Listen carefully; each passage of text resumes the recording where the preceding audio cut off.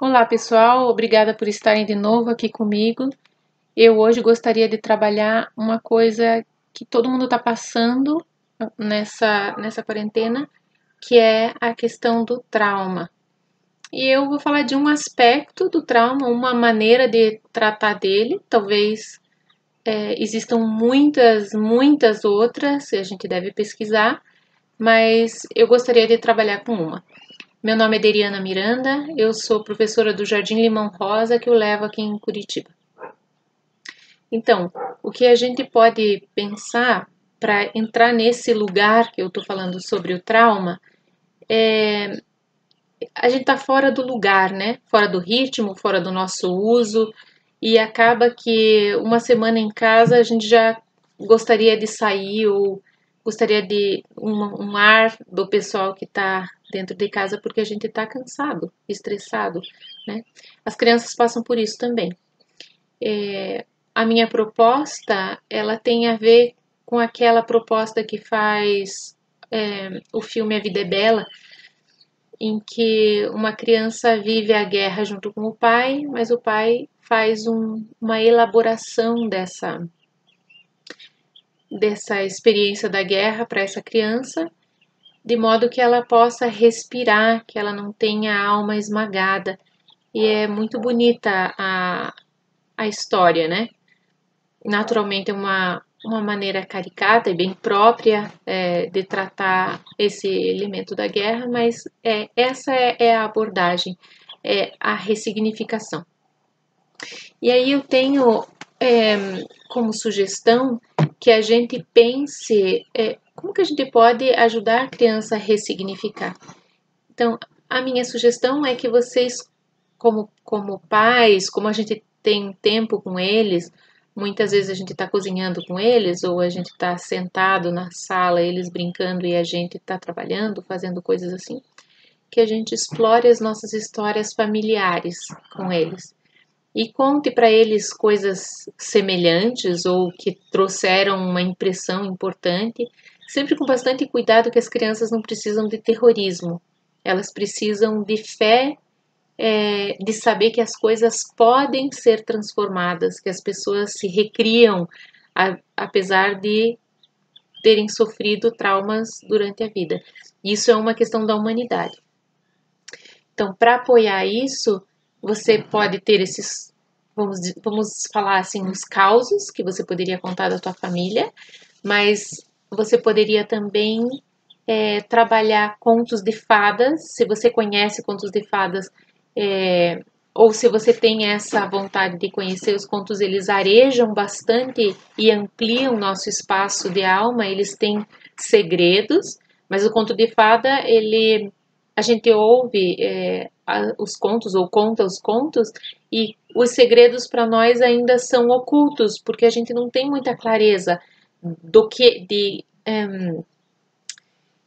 quais são as mensagens que ele traz. Então é muito importante que a gente se aproprie dele primeiro, que a gente leia um pouco primeiro, que passeie pelas imagens dele, que as imagens dele venham para a gente.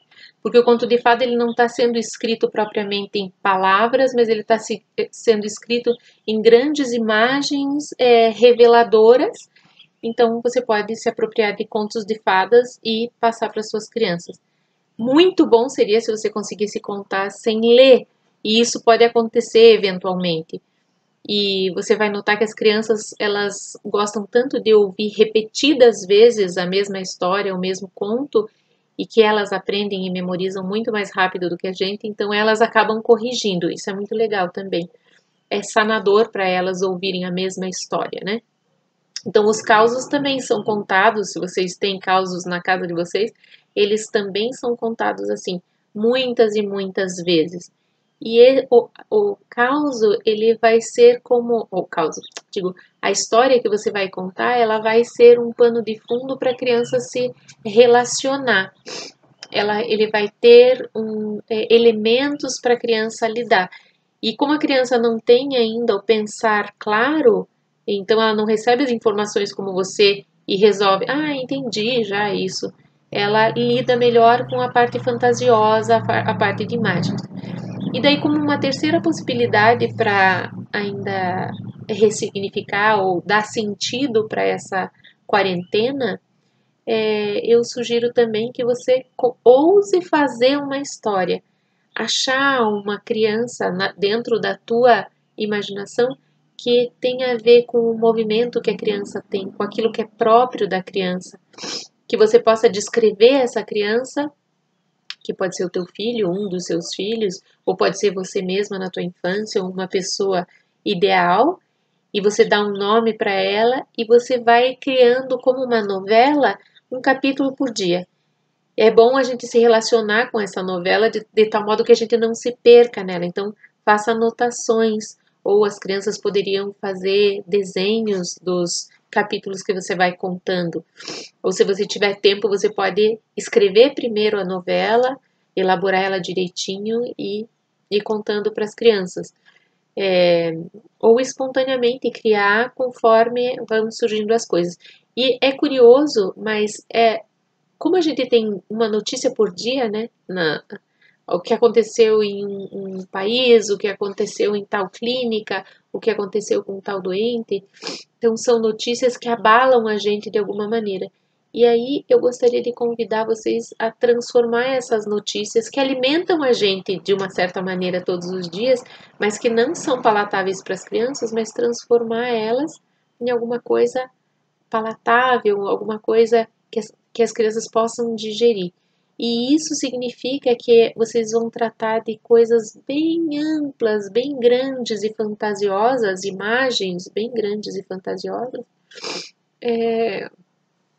nas quais vocês vão colocar essa criança que você inventou em situações positivas, né? Ela tem restrições, ela tem o problema do espaço dela que é contido, mas ela tem descobertas, ela descobre fazer, por exemplo, tricô, ela vai descobrir que ela mesma pode costurar as próprias blusas, ela vai descobrir que ela sabe cerzimeia e que ela sabe plantar feijão, e ela descobre que o feijão, ele apresenta isso, aquilo, aquilo. Então, você pode ir contando as coisas que vão acontecendo no teu dia a dia, as coisas que você recebe notícias, e trazendo dentro de um reino esse príncipe ou essa princesa que costumava fazer longas caminhadas, mas agora ele está preso em uma torre porque tem leões soltos por toda parte, por exemplo. Então, como que é que você vai elaborar isso? E essa coisa de construir uma novela é importante porque, como vai ser alimentado todo dia, você cria um ambiente e essa criança imagina esse lugar que é só de desafios e produções positivas na vida dela. Aí no dia seguinte, por exemplo, ela vai brincar e planta o feijão, e daí você inclui na história o feijão, e daí você pode colocar, por exemplo, a história de que ele sonhou a história do João e o pé de feijão, por exemplo, que é uma história muito legal. Ou contar de intermeio nessa história a história do João e o pé de feijão. E isso você vai construindo com ela como, vamos dizer assim, um desfiar, deixar a história da própria vida um pouco mais rica. E nesse lugar, as crianças, como elas estão o tempo inteiro sonhando, elas vão também se resolvendo e digerindo essa experiência. Essa é a minha dica de hoje. Espero muito que ela seja útil. Espero que vocês não tenham vergonha de produzir histórias, de contar histórias, porque isso alimenta muito as crianças e vocês vão descobrir que alimenta vocês também. Trabalhar com causos, com contos. Eu recomendo para vocês buscarem os contos de Grimm, que são contos bem elaborados, são metáforas de segredos que a gente precisa conhecer e que vocês não percam a fé de que as coisas estão se organizando da melhor maneira possível. Espero que vocês consigam depois mandar para mim trechos ou imagens dos desenhos que as crianças fazem, para que também outras pessoas possam ver que isso é possível de ser feito e que vocês conseguem transformar a vida de vocês em lugares melhores. Boa sorte!